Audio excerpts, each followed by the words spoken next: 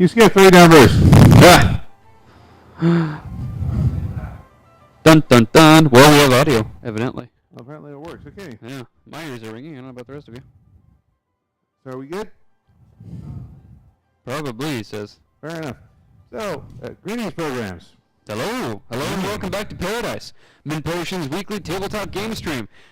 We are Stephen and John. We are being joined by Chris Anderson, our good friend from yet another Min Potion stream from Getting Wrecked with Chris Anderson. One of my favorite streams to both watch and participate in. In the time that it's taken us to set up, have you completed a character or just started one? He's pretty much done. At this point, I think you're just doing what, the equipment and spells? Equipment. I'm mostly done with that. All right, fair enough. But yeah, we were. Today's plan is we're going to talk about setting up backgrounds for characters, but Chris has been interested in joining our 5th edition campaign, so we made him a character. Or rather, he had an idea for a character, and I just helped him flesh out some of the details. The rest of it, he just did himself. So he's an old-time D&D player. He's played some 2nd edition, so he's got more experience than I do, really. But I've got a little bit more in 5th edition than he does. So That's nuts. This is the only person I've ever met who's got more D&D experience than John. I honestly didn't think I'd hear that. That's awesome. I mean, but it's become more and more irregular since high school, to be fair. Still. John, how long have you been playing? John just finished a 12-year-long campaign, and that's just one campaign. yeah, it was one campaign, and I think it is officially 12 years at this point. I honestly couldn't tell you. I lost. Once we hit the 10-year mark, I stopped counting. So, it's over 10. Yeah. I can tell you that for sure, but it's at least 11, probably 12, and it's a lot. To be quite frank about it. But yeah, we finished it last night, and it was mostly due to the fact that the players were having kind of enough of it. So we just basically told the DM, wrap this up already. Yeah. Or we will mug you and throw you out and start a new campaign without you. And he took the hint and ended the campaign. But yeah, so that did happen on Friday, and bittersweet. Yeah. Bitter just because not all of us had a really good time that night, but sweet because now we can move on. Now we can move on to this campaign. Yeah, in all an seriousness. interesting one. Yeah, exactly. So yeah, where are you in your character? We got you're not further than you and I got with my character, with Chris's character, are you? No, I think we're pretty much at the same point. With your character, we got to equipment as far, didn't we? Yes. Yes. So that's pretty much what he's working on now. So Cool. he's created his own character. He had his own character idea in mind walking in. So we sort of built to what he had in mind. Cool. So Steven is playing a Tabaxi sorcerer. Cool. And our friend Chris here is going to be playing a Furblog bard. Cool. So way cool. Okay. So he's going. That's the class, but he is the. I'll actually go ahead and let him explain it now. I'm an ethnographer, researching basically the various races and living amongst them, and participating in their cultures. Nice. Super cool. Have you played this character before? No. Nice. Is my mic better now, or is it? He says my mics are loud and weird. Is this better? Oh, I think that was a while ago. Okay. Because she's since updated to say we cool now. Thank you, though, for letting us know. Yeah. Okay. So. Let us know if we have any further mic problems because these things are temperamental as heck. Yeah. Fired, Ben. All right. Yes, he is. All right, that's fine. So today now that we've gotten sort of the mechanics of the game out of the way, we're going to start working on the more interesting part of the game, in my opinion, which is working on character backgrounds. Definitely. So we have a couple of good resources to help us with that.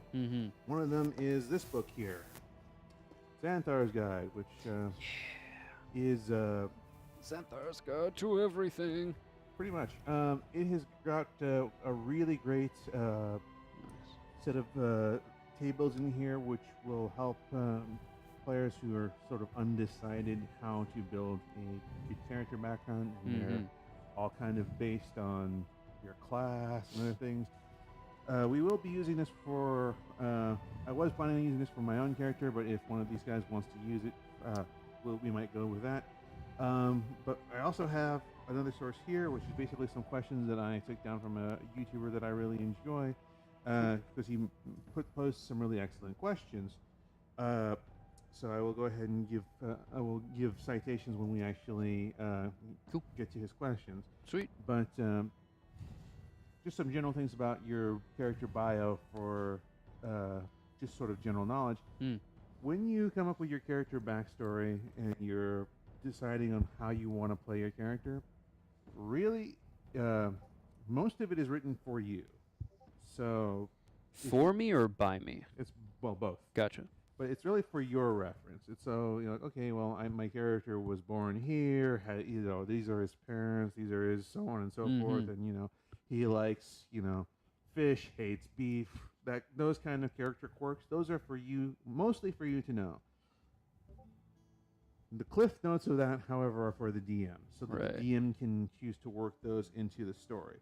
So, if your character had a lover that you left behind, well, guess what? That lover might show up in the campaign somewhere. If your character is extremely arachnophobic, don't be surprised if the DM throws a few spiders your way. Yeah.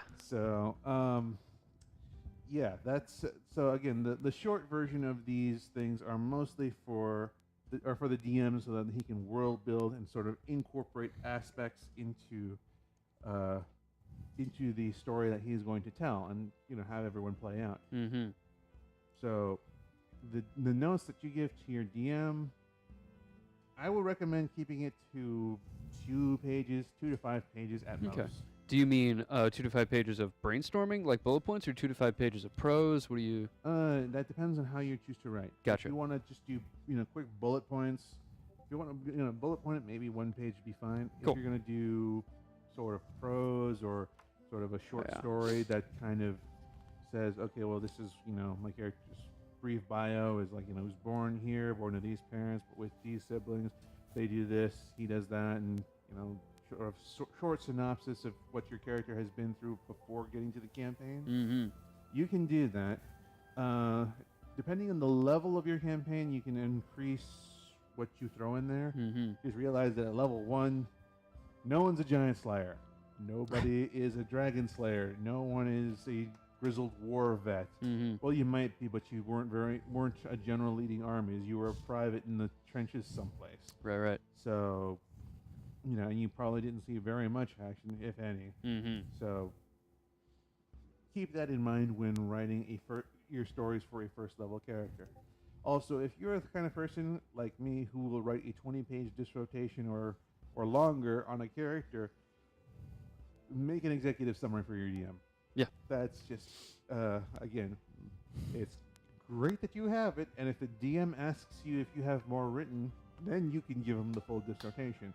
But as DMs, we have a lot on our plate, so short version, please. We don't have to know every single detail about the knife that was used to stab your brother in the back, but we do need to know that their stepbrother was stabbed in the back and by who. Unless the campaign revolves around that. Sorry, I'm reading A Song of Ice and Fire, and that's literally the impetus for the interactions of a lot of the houses. So, I think I know that dagger actually. Yeah. Oh yeah. Yeah. If it's if that is something that you and your DM will eventually come to work on an agreement about. So, it's D&D is very much a collaborative game. So, when that comes up, if you have the details, great. The DM will thank you for saving him hours of work. Yeah. But if you don't have the details, or if you don't want to go down into depth, don't worry. But have a little bit of something. Gotcha.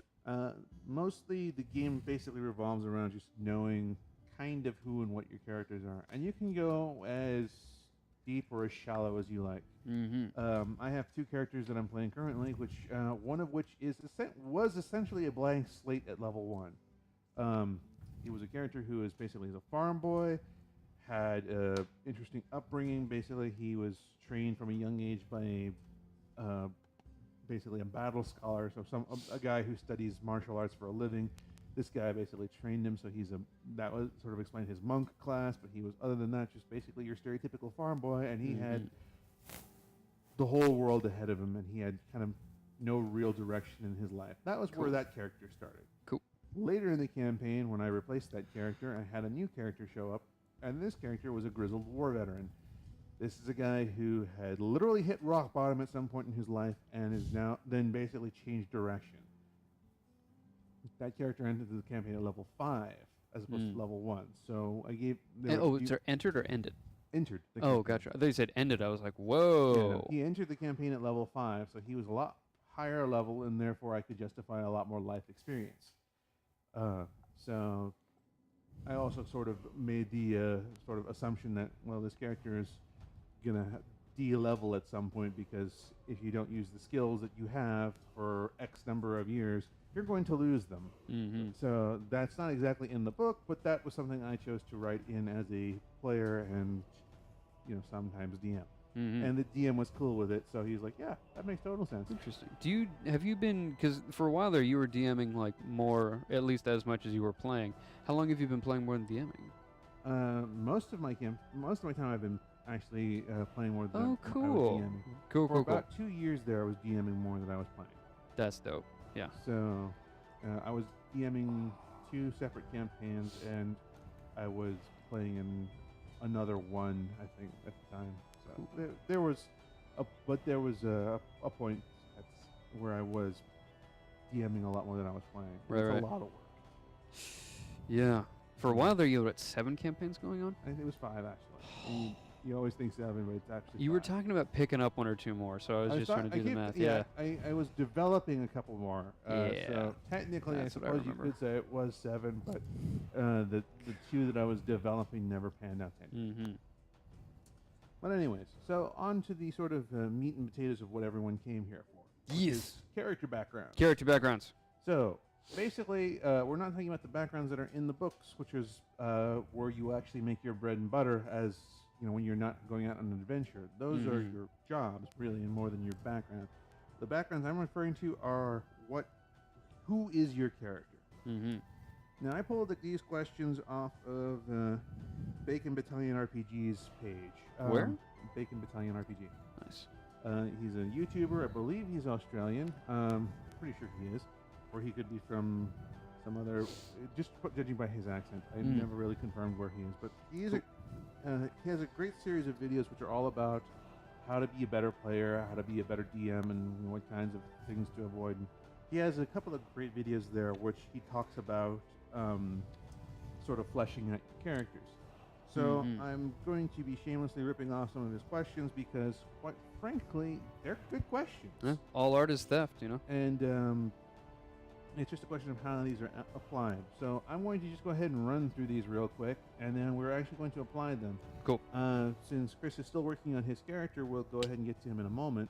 Cool. But since Steven is already kind of ready for Yes, this, indeedy doodle. I will bombard him with his bits, and he can write down his responses Cool. for later. And like the good man he is, he's got a pen. Best friend John taught me to carry a pen. Yeah. Cool.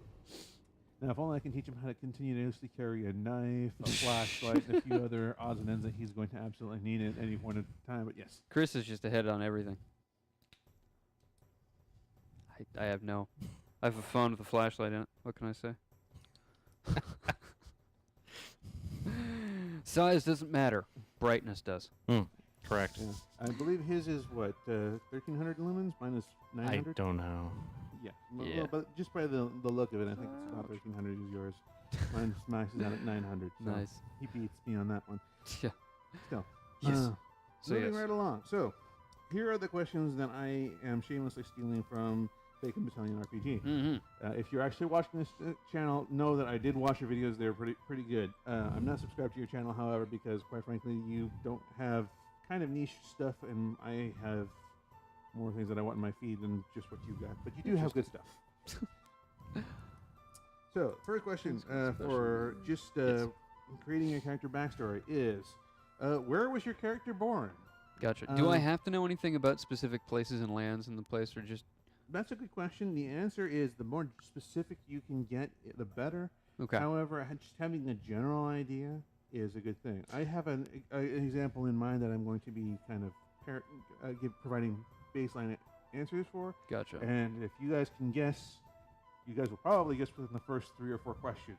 Mm-hmm. But by the end of this all, whoever guesses at the end who this character actually is, maybe we can arrange some sort of prize for. That'd be dope. Yeah, no, that I would be definitely interested in doing. Okay, so cool. So where was your character from? Well, the character that I'm sort of using as the sort of prototype for this is basically born in a rural area, essentially out in the wilderness almost, kind of the sticks. And he grew up on a farm out there. That's the character who I'm using as an example.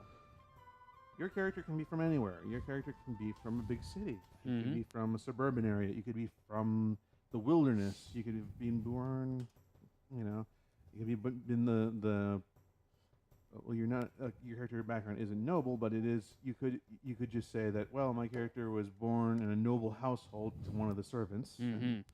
So that's the first question you want to consider. Where was your character born? Because it actually does kind of have impact on who your character is. Does your character speak with a very clipped accent because they were when they were born they were taught how to speak properly and how to use diction when they speak? Or were you born someplace where it's maybe a little bit less of a more of a relaxed relationship with the language? You know how to speak, but you kind of just let the words fall out when they do. What's the high fantasy equivalent of Vegemite, I wonder? In my world, I came up with a substance called walu, which is essentially ground up seaweed. So nice. It's a dietary supplement that's one of the main exports of one of the kingdoms in the area, and they basically farm it because 90% of their country is coastline. So they are able to harvest. They plant beds of kelp, and they harvest it, and they dry it, and they basically powder it up and sell it inland as a basically it's a substitute for minerals. That's awesome. I was totally just riffing on the fact that you sounded Australian with the accent that you were. It was a great example. I'm not making fun of your process. It just you happen to sound very Australian to me, but you totally had an answer. That was brilliant. Well done.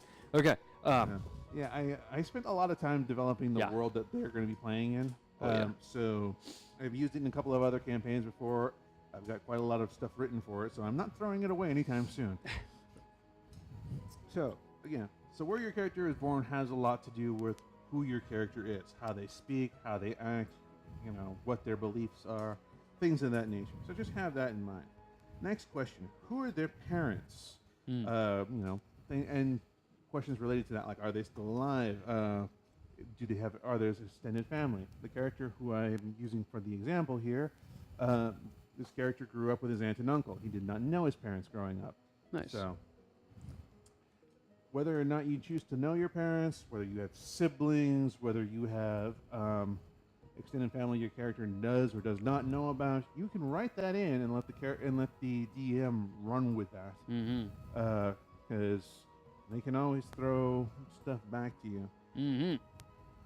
Next question after that. What was the character doing before level 1?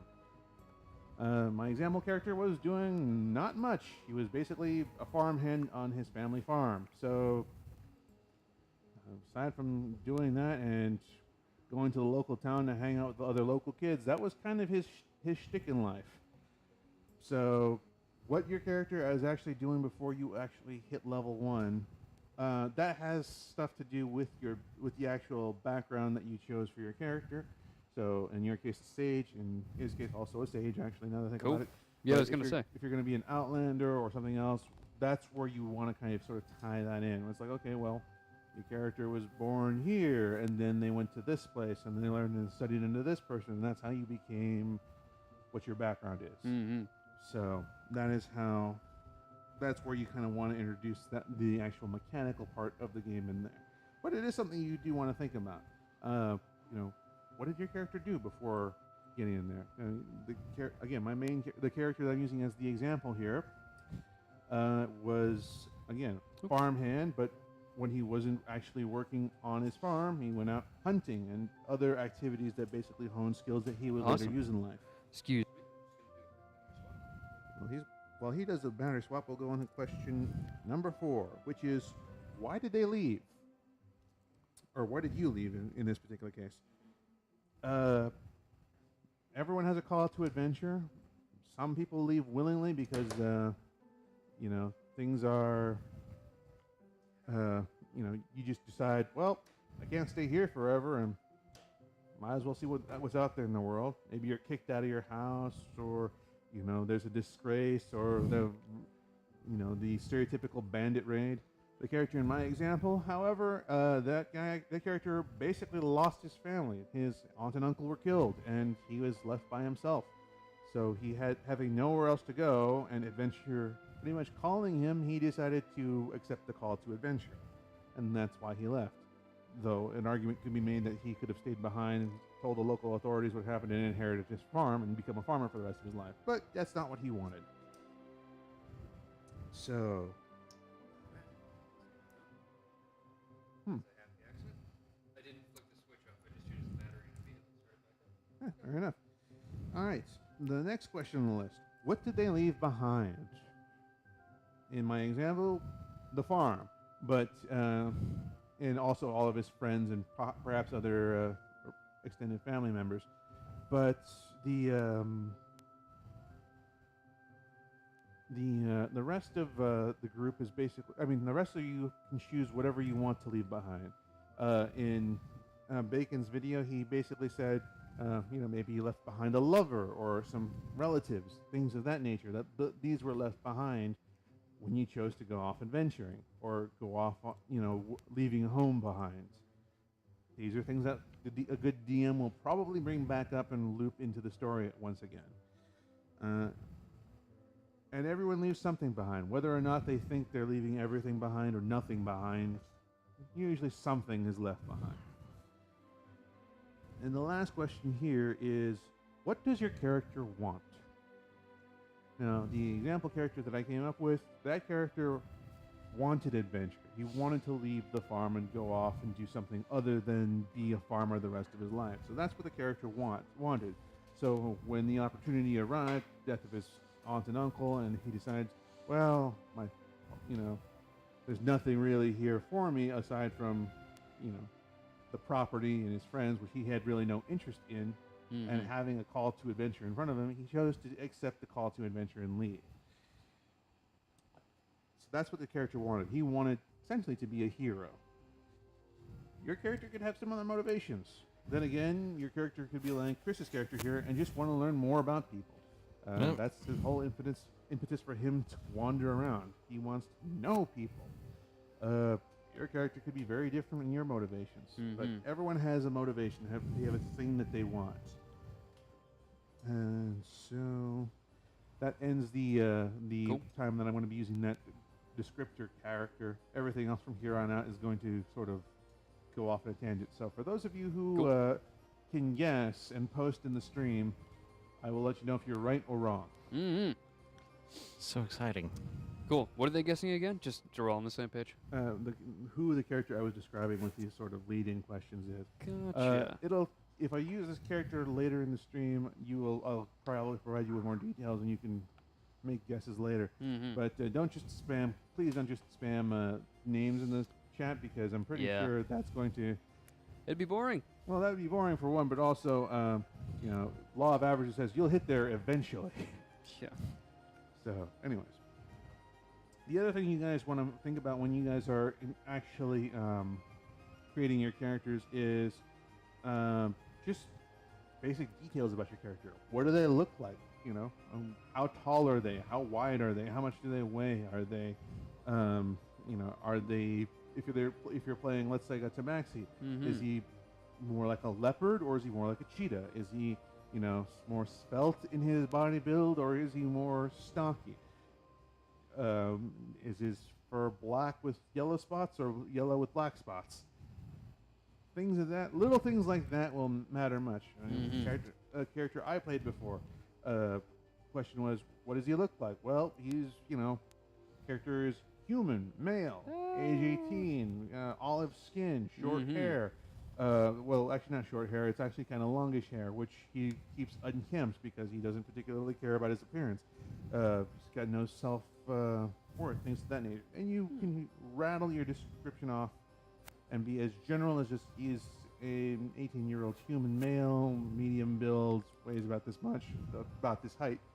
You can keep it that simple, or you can get into real details like, he's got a scar on his arm over here that he got when he was attacked by a boar in his youth, and it never quite healed properly, so he's got a little scar right there. But it's a reminder for him that, never to let hubris come down on him. Or things, maybe the character has tattoos, and each tattoo has meaning. Or maybe they don't. Maybe he just got it because he thought it looked cool, and like your character's kind of a thrill seeker. As much detail or as little detail as you want there, go for it. So physical description, make sure you have it. Make sure you have mannerisms. That's another thing you want to have down. Does your character stutter? Does he have a particular swear word that he says? Does he make a gesture or pray at certain times? Does he he or she, do they use their hands a lot when they talk, or are they very, very calm and collected when they are addressing other people? That's where you want to think about if you're someone who does voices. That's when you might think about what kind of voices that you do. You're not going to be that kind of DM that enforces us doing voices, are you? Oh no. That'd be funny though. If your DM enforces you doing a voice, you're either doing a public stream like on Critical Role, where your voice is probably one of the reasons you're actually on that stream. Let's be honest here, or your GM is being a bit of a jerk. In which case, yeah, your DM's a bit of a jerk. Your DM's a bit of a jerk. You may want to consider finding a new game. But yeah, if you're going to be doing an accent, first of all, practice the accent. Make sure that you can do it consistently. And if you're going to be ponging through multiple characters, make sure you keep notes on which one is which, because that's going to be something that's going to come up later. But yeah, so if you want to do an accent, great, helps with immersion. If not, don't think it's a requirement. Cool. But things like verbal tics, like having a stutter when he speaks, or having a little bit of a southern twang when he speaks, having a particular drawl, things like that. That's some mannerism you might want to do, or just physical mannerisms, like when the character, if a character draws his sword, he always does a particular flourish. Right. Or if a character, before a character eats, maybe he prays over his food. Little mannerisms like that and bring the character to life. This is another important bit. Have a worldview for your character. How does your character view others? Gotcha. And the world around him. Your character could be, really open-minded and really just kind of like accepting of everything that he sees. And I keep using he, by the way, because quite frankly, English doesn't have a gender-neutral pronoun, and I hate using the word it. Well, they is now second person. I want to stick with he because it just makes better. It flows better for me. But yes, English rather limited as a language sometimes. But yeah, so if your character is going to be interacting with other players and other characters, having a particular worldview and how you view other characters and other settings, how they view the world, is something you're going to want to think about. Is your character really cynical, or are they really naive? Neither one of those is a bad way to play. Just you should have sort of an understanding of why your character is that way. Maybe your character had a bad experience with some kenku in their early lives, and therefore they're a little bit just hate biased against birds. kenku, or they don't like birds. Yeah. Or maybe the character has a bad memory about a dog mauling, and therefore anytime he hears a dog, he always gets a little kind of nervous. And anytime he sees one of the races that are furred, tends to treat them more like animals than he does people, because he sees the animal first, and that's sort of a psychic trauma there. something to consider. But just how does your character look upon the world? Right, That's a right. very important thing that people often forget to consider. There's another thing here that Bacon Battalion called pain points. They're really it's a good way of saying it, but it's really more like lines that your character doesn't want to cross. Interesting. So it's like, for example, I have a character who's a brewer. He's a really good brewer. Yeah. But whenever someone insults his beer, he takes it as an insult that's greater than any other insult you could throw at him. So you could basically call him the Elvish equivalent of the N-word, and he wouldn't take it as less. Huh? Keeblers? That could be yeah, you could throw that. You could call him that, and he would take it as far less of an insult as just saying your beer is terrible or you're a horrible brewer. Especially if you've never actually tasted his beer. Mm-hmm. At that point, he would seriously considering putting a knife in your neck. Yeah. So that's an example of a pain point, or a phobia is a good example of a pain point, or I like that. Or just seeing people suffer, or people being enslaved or getting beaten might be a pain point for your character, because your character might have had a troubled youth and just can't stand seeing someone else getting wailed on for whatever reason. Yeah.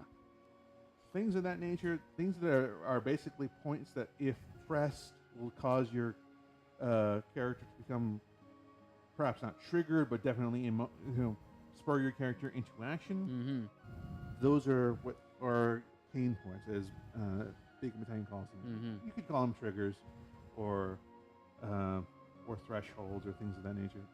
The point is sort of stands is that they are things that will motivate your character interactions, or lines your character will not cross.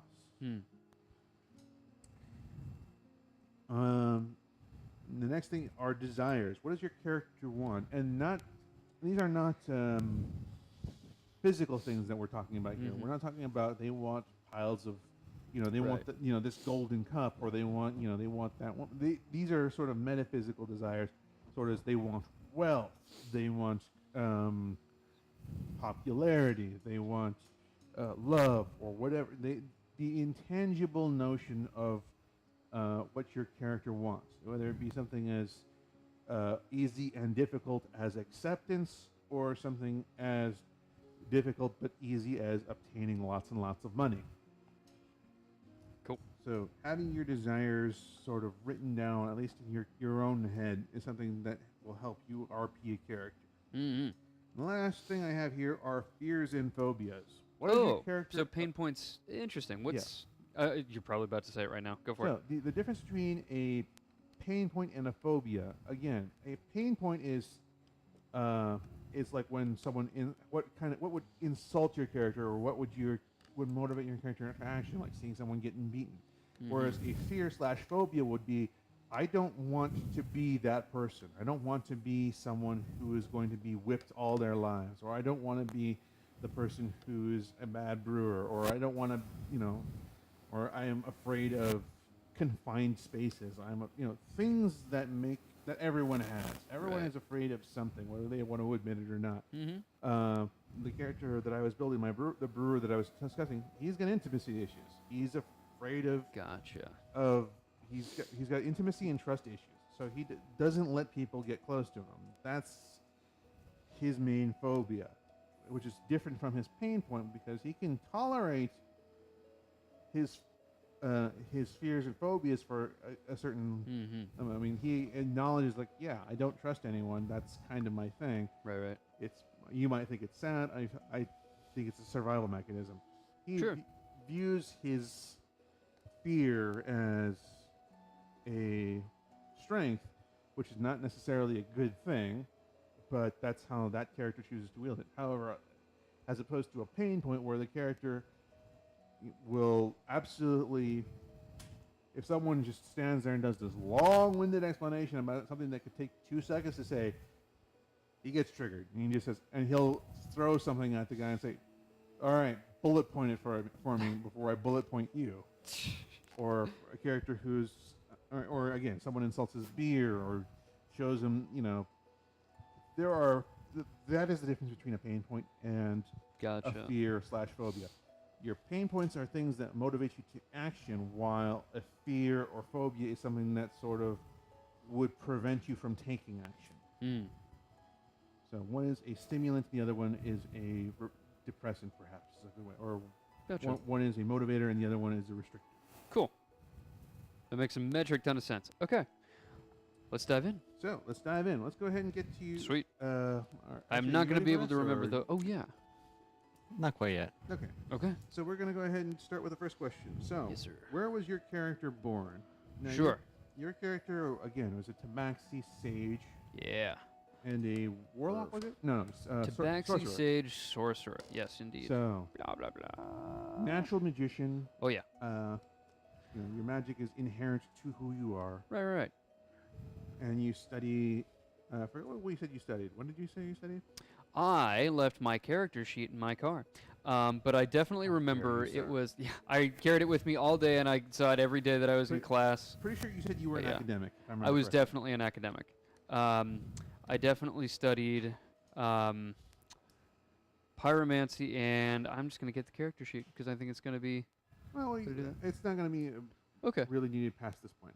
Okay. I just bring it up Never just mind. to, Mhm. to sort of refresh my memory And the- and the audience. Oh, yeah, memory. definitely. And shadow magic as well. Yes. So that was your your thing was a shadow sword. Oh, yeah. Stealth is the center of my build. So, where was your character born then? I love the idea of what a Tabaxi city might look like. So I was definitely born in a city of Tabaxi. City of Tabaxi. Okay. Well, Tabaxi are now in most settings they would be considered jungle dwellers, and in my world that would be kind of a similar thing. So you would be born out in the jungles of the equatorial region. Cool. So there were no real cities that have a main population of Tabaxi, but there are elven cities there where Tabaxi are relatively common. So Mhm. you could be born in an elven city I like it. as part of the Tabaxi population there. Most Tabaxi are more migratory, or they have smaller villages. They're not really city dwellers. They are, Gotcha.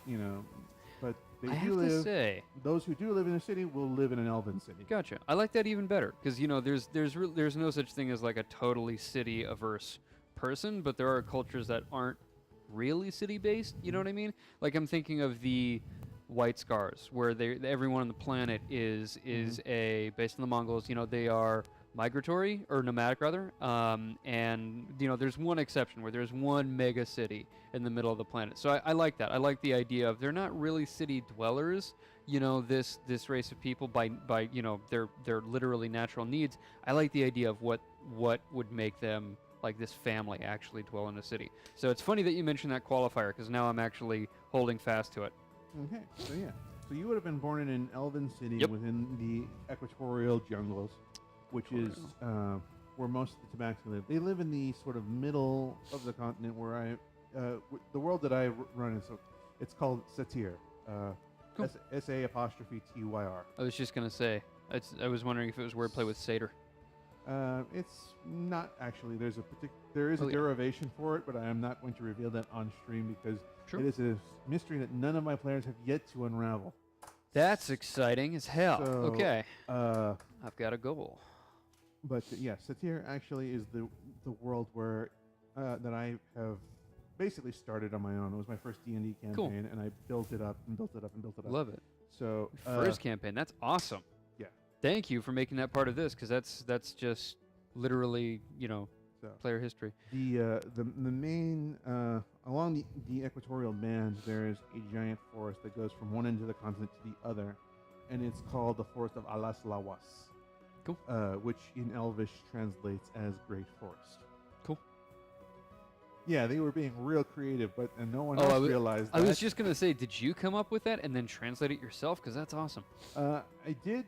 What I did was I basically stole, begged, and borrowed from other languages, and I picked Yeah. basically certain languages that I was going to use as the root languages for certain languages, and those are the languages I used to name the world. Perfect. Yeah, no, that's what happens with real languages. People So- encounter other people and then pick up certain traits from their languages. Yeah, the Great Desert to the south is Hafafriki, The world's spine mountain is the Usutlendir. The big ice cap slash taiga area is called the Islugvel. Different parts of the world have different things, and I have different areas. Like the big kingdom in the area is called Kiriditani, which translates as the city between the mists.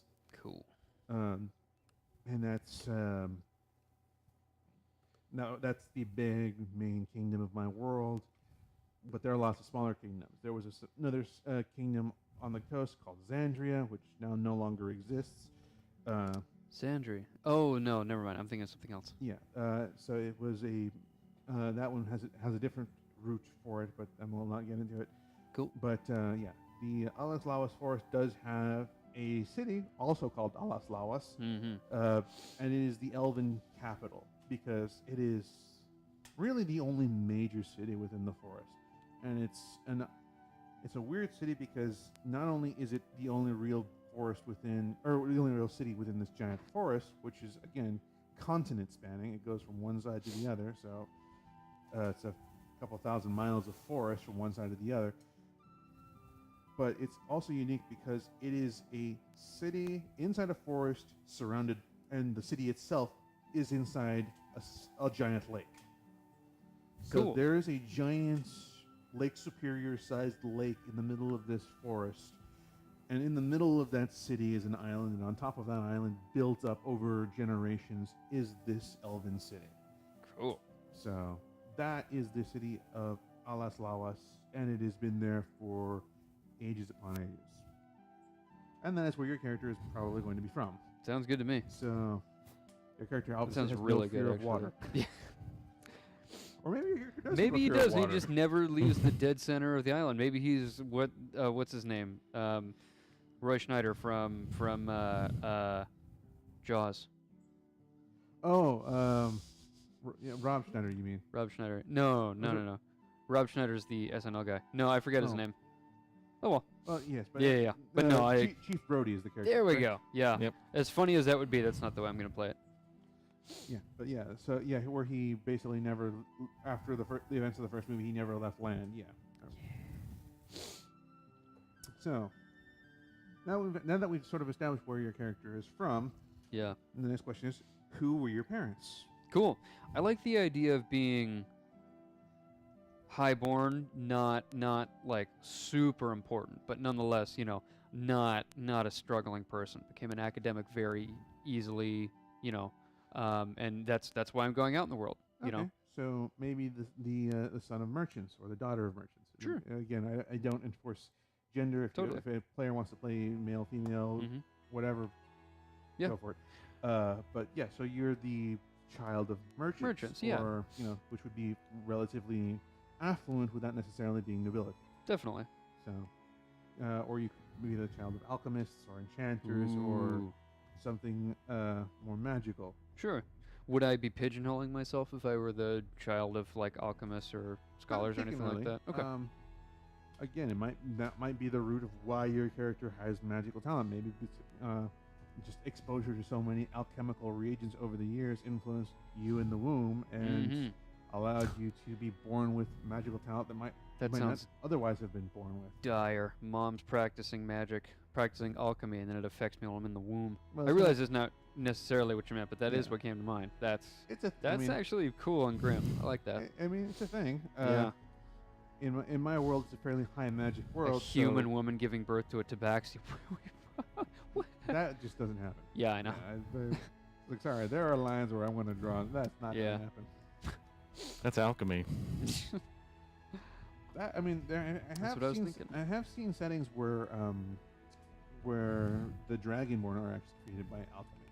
Interesting. So where there are no actual natural born Dragonborn. They're all created via alchemy. But Interesting. that Test is- tube dragon babies. I like it. in a way, Yeah. but form of magical ritual. But yes, essentially correct. So we've established that your parents were. Well, what did you want to say? You want to say alchemists, or you could see again? Yeah. That sounds You could be easier to play. it could be anything else. Also, you could also be an herbal. They could be herbalists, or one could be an herbalist, one can be a trader. How you decide on that is up to you. Cool. I'll leave those details up to you Sure. to write down for later. But here's a question: are they still alive? Yes. Okay, so they're still alive. Cool. It's alive. So I used to play orphans most of the time just because it's easier, but there are times where having a family out there is fun.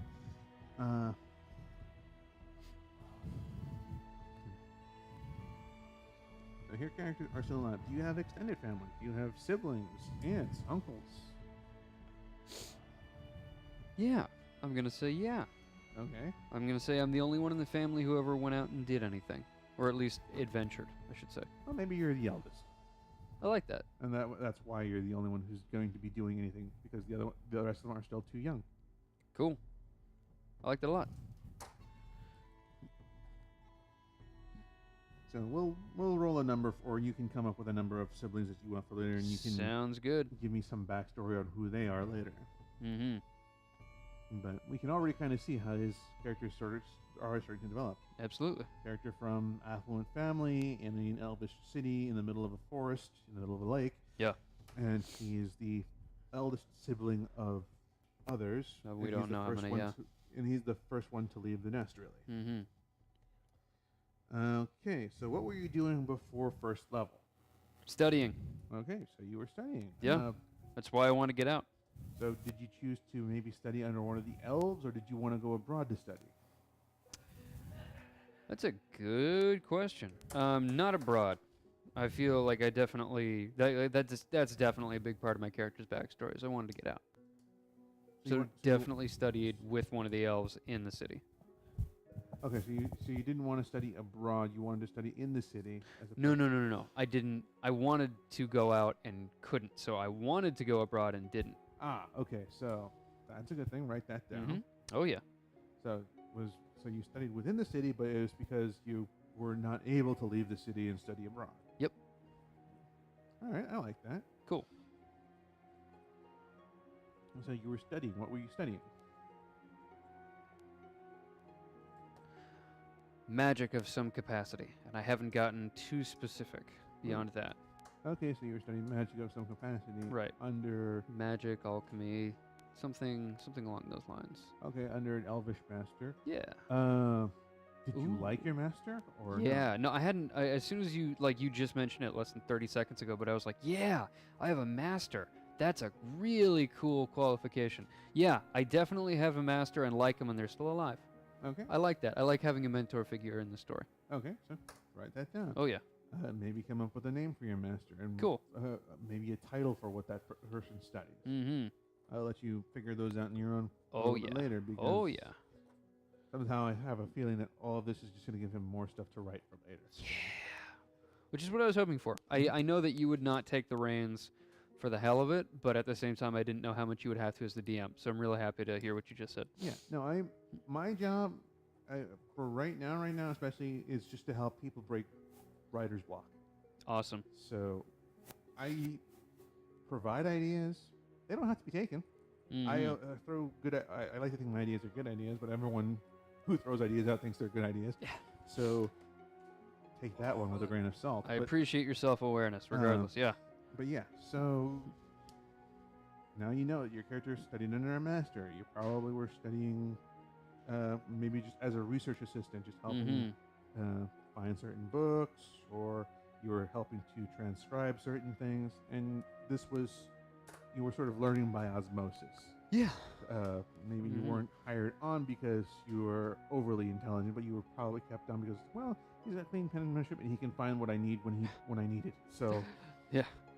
He's resourceful enough. We'll keep him around, and that's how you earn your money, at least at first. Right. So you started as an apprenticeship, maybe worked under a master, took a liking to you, started teaching you a little bit more, giving you sort of more arcane things to copy down, and that's probably around the time when your gifts started to awaken. Your master helped you kind of come into them, especially if you're on good terms with them. So you're right. like, oh, okay, well, weird for Baxter to do this, but okay, that's fine. Let's go ahead and let's work this out. We'll see how this develops for you, and Love it. gives you the coaching that you need to do more.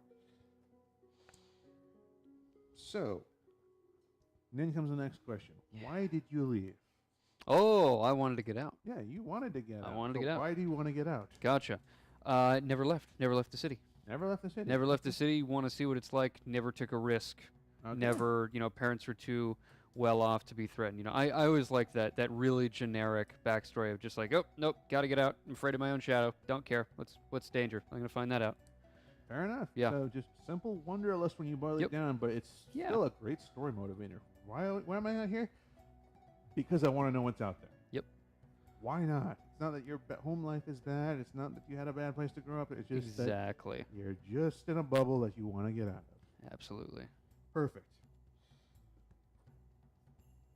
All right. So next question is, what did you leave behind? Aside from, what we already established is his family. Family, mentor. Family, mentor, the place he grew up. Right. Did you maybe leave behind a lover? Or did you leave behind, a childhood sweetheart? Or did you leave behind just a lot of memories and family? Just a lot of memories and family. Right. I hadn't considered a lover, and that tells me that I never, don't want it to be part of the story. Fair enough. Yeah.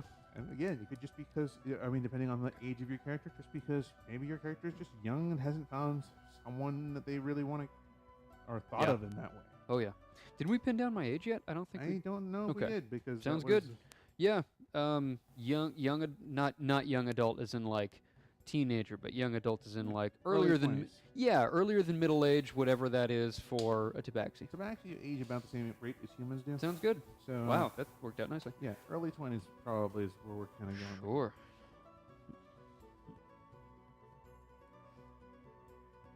All right, so we kind of sort of established what you left behind. He's left behind, a family, probably a family business.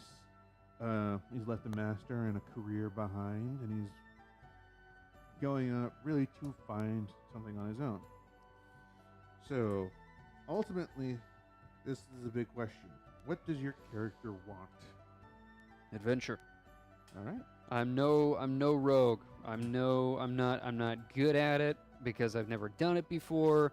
You're never gonna know if I'm messing up or not, or if I have, or rather, if I'm messing up, it's because I'm green or because I have a problem, stuff like that. So adventure is what I want. I would rephrase it as self-discovery. I like that a lot. Because from what you said there, it's less that you want, it's partly that you want to know what's out there, but it's more you want to know how you fit into the world and what it is you are made out of. And you don't think that being at home is going to test you the way that you think you should be. Mm-hmm. So, going off of what you're saying, self-discovery sounds like your character's main reason. Definitely. What your character wants. You want to know who you are and what your place in the world is. Definitely. As well as what the world actually contains. Absolutely. So. And that is how we write a backstory. That right Cool. there is pretty much the seeds awesome. for everything else. Now, he's going to come up with more stuff. We'll talk. He can come up with his own description, or he can find an image that he likes. Mm-hmm. That's kind of what I do when I build a character. I will go online, and I'm really good at finding just a bunch of images to fit sort of the mental picture I've got in mind. Mm-hmm. And sometimes, I'll come across something that just looks really cool. It's like, okay, I had this one image in mind, but this is close, and it has a few things that I hadn't considered before. Mm-hmm. So I recently had to make a character for the campaign that wrapped up. Essentially, the world changed, and our characters, who were essentially gods, are now having mortal forms that they can interact with the world in. Cool. And we're going to be making 5e characters for them. 5 what? 5th edition characters. Oh, pardon me. Gotcha. Oh, God, words caught in my throat. At least it wasn't a frog. But so yeah, I built I have my character was originally a Warforged, which is not a race you can pick in this game. There are custom versions that you can choose, but I figured, okay, well, this character was originally male when he was born. He spent the last 10,000 years or so as a Warforged, and therefore is gender neutral.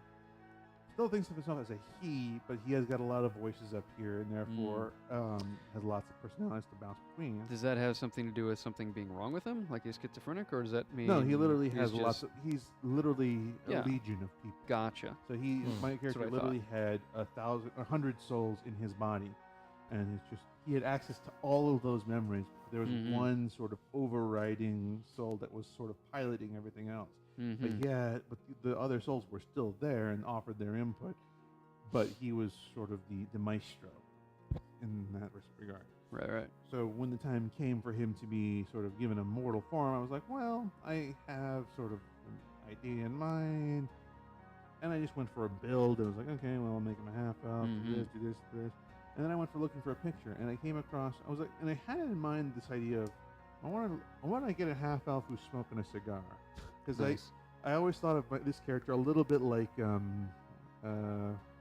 thought at first you were going to say halfling, and all I could think is that baby, who from Jessica Rabbit's husband. Or not Roger Rabbit, sorry, but that baby smoking a cigar from Roger Rabbit. That'd be funny. Baby Hurley, I think his name was. Excellent. But yeah, he the little the 60-year-old man in a baby's body. Yeah.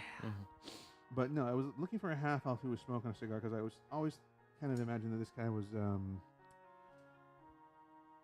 Colonel Hannibal Smith from the A-Team. So, the guy who's always perpetually got a cigar in his mouth and, Oh, yeah. I love it when a plan comes together. That kind of guy. That's awesome. That was how I always kind of imagined this character in amongst all the other influences that I played him as. So I kind of wanted, because even though my character was a Warforged and didn't smoke, I figured if he ever did the Teen Immortals form again, he'd smoke cigars. Yeah. So when I had made the build and came up with the idea of making him a half-elf, I just went for half-elf smoking cigar. And I came across this image of a half-elf female who was just laid back, had a cigar in her hand, and just looked like she was trouble. And I was like, that's the character. That's cool. That's who I'm looking for. So I made the modification that, okay, my character, now that he's mortal, chooses to be female for whatever reason. Cool. And yeah, just a lot of little details that I picked up in the photo, I added to the characters. Like, all right, well, this character is gonna be, always with that sly grin, always with a cigar, always with a story, and always got a dagger someplace nearby that you can't see. Yeah. And that was the character who's the character is going to be moving forward. Cool. In if we ever choose to play in that world again. Sounds good to me. So, never look a source of inspiration in the mouth. Indeed, you do. Or it's supposed to be a gift for us, but I say source of inspiration because that's going to work better for us. So, I'll leave it to you to find out who your character looks like, what their mannerisms are, worldview, and things of that nature. And a lot of that is going to come from working on your backstory. All right, Chris, you want to go through the same motions? Or? Sure. All right. Sweet. So, once again, your character is a furblog. You're also a sage and a bard. So, I'm sorry to laugh. It's just that fur blog it is gonna make me laugh for a while. It sounds like an off-topic name about a cat blog. It's a fur blog. Actually, I think it's furbolg is how it's pronounced, but I always put that L in the wrong place. Actually, also fun note: there actually is a creature that I was exposed to many moons ago called a furblog, and they were from the cartoon The Jetsons. Yeah. And they were pretty much what you would expect: giant walking piles of fur. And they were blue for some reason. For some reason. Space. Yeah. Not at all just an easy thing for Hanna-Barbera Studios to draw, so they showed up in every cartoon. Not at all. Yeah. All right, so moving along. So, first question. Where is your character from? So, where were you born? A farmhouse on the edge of a forest. Okay, so Cool. farmhouse at the edge of the forest. Would you prefer grassland or savanna land? Grassland. Okay, so you probably, in my world, that would probably be the northern edge. Do you want to be taiga forest, rainforest, sort of Serengeti forest? Serengeti, that's cool. What was the first one? Taiga? Taiga is, it's sort of like a mountain forest where it's in, like, up north where the snowlands are. Yeah. Okay, so up north near grasslands. Okay, so that puts you south of the Osatlendir, which is the World Spine Mountains. There's a great big taiga there, and that would actually put you in a couple of different areas. Do you want to be from a more you said you were born in a farmland, so would you like to be in a more wildlands kind of area, or something more civil? More civil. Okay. Do you have any political leanings one way or the other, or would you prefer just to have sort of like a laissez-faire kind of thing? Very laissez-faire. All right, so I ask all these questions because the area that I have in mind is, first of all, the World Spine Mountains go laterally and vertically along my world. There's a lot of places I can choose from. The real wilderness areas are areas where if you're tough enough to actually have a farm out there, you're no one to screw with. But That's cool.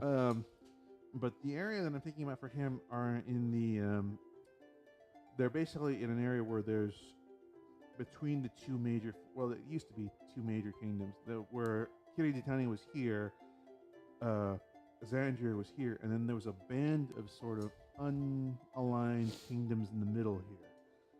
And that, I think, is probably where your character would be from. Towards the north there, just west of the Great Marshes. Cool. So you would know, you'd be familiar with swampland, you'd be familiar with grassland, there'd be trade going through your area, there's the great forests to the north that come down from the mountains. But you're kind of out in the middle of nowhere, so you guys have to sort of rely on yourselves more than you would the local government. But the local government is there. They're just 20 miles south, or 30 or 40 miles south of you, but that's the nearest place where you probably would find someone official. And an actual army post may be a few miles further than that, but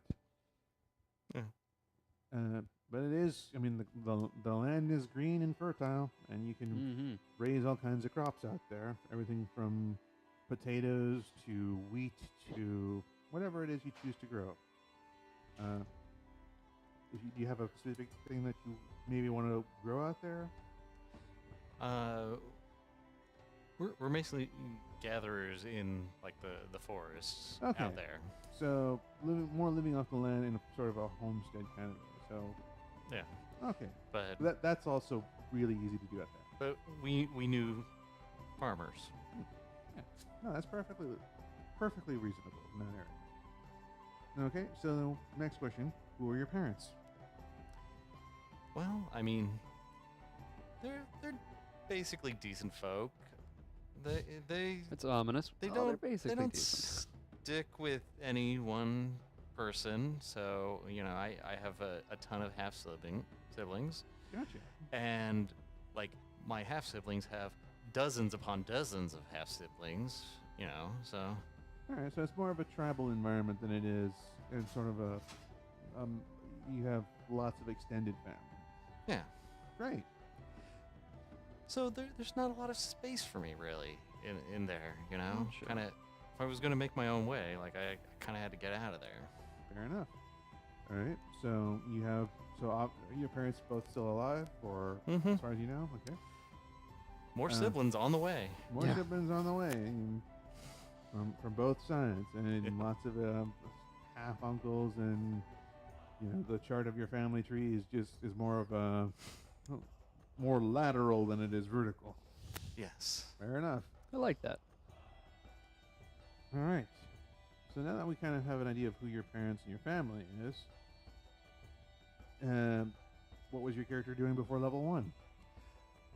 So I'd been studying Gnomes culture, basically living with them, and I've started an association with a lecturer at a symposium in a city, and so I'll regularly send letters off to him.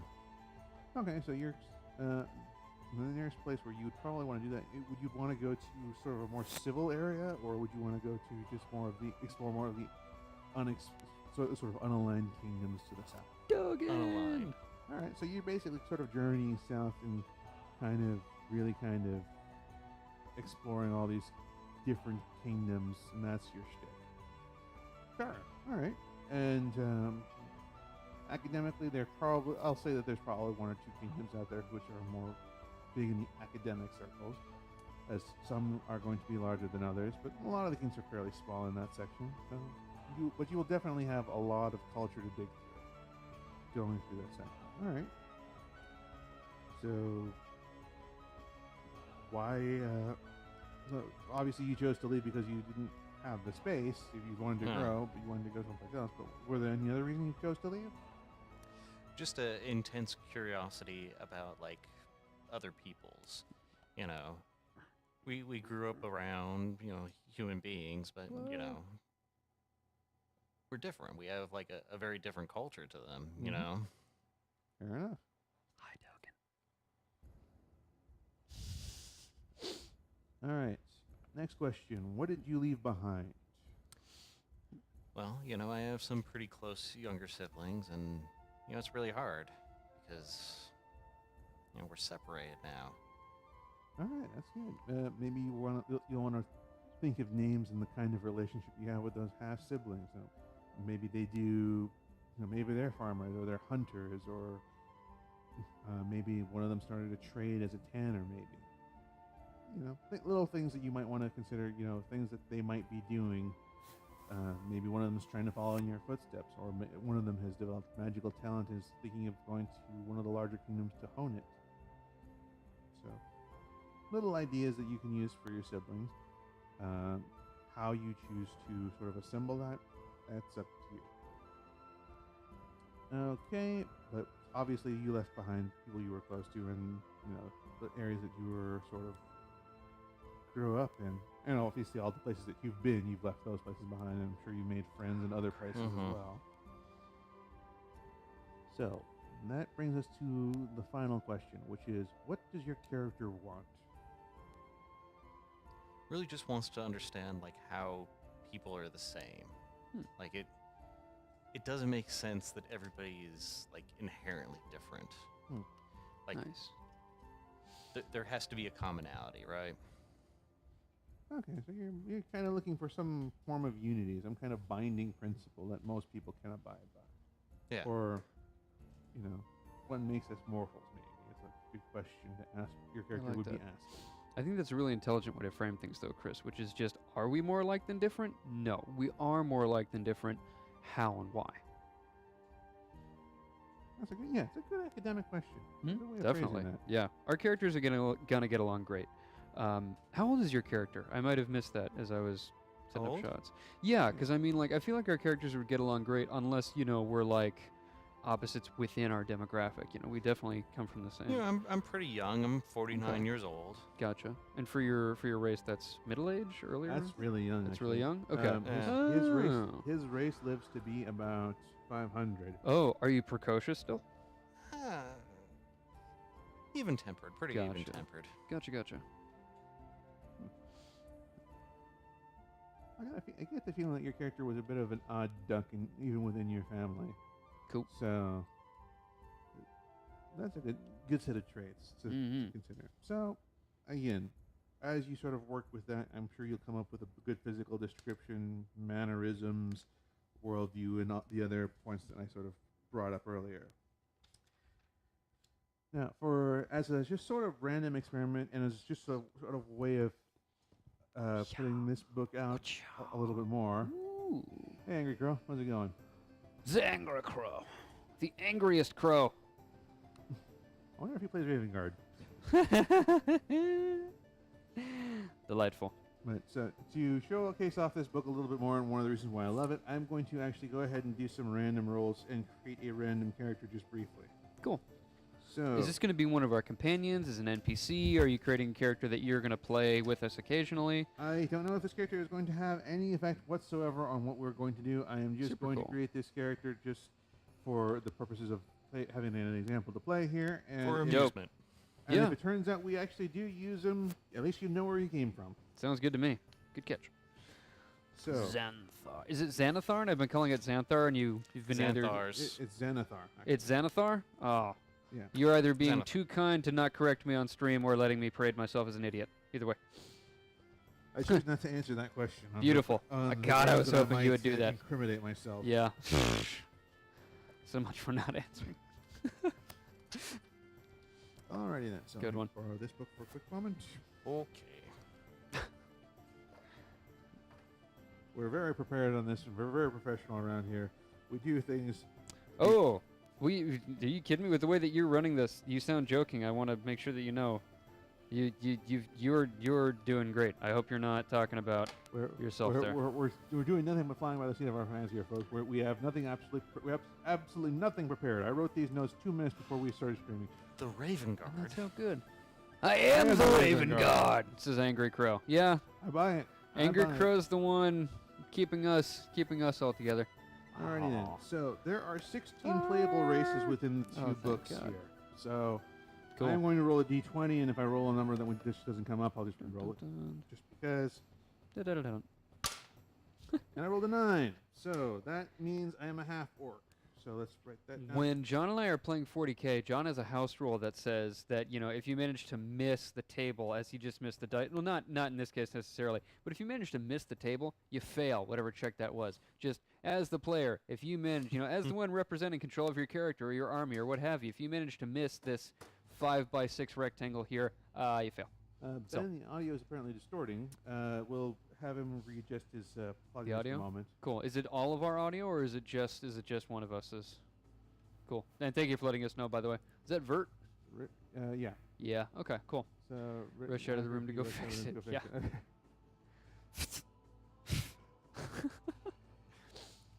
Fair enough. Yep. All right, so I rolled that this character is going to be a half orc. Okay, fun. I haven't played a half orc yet.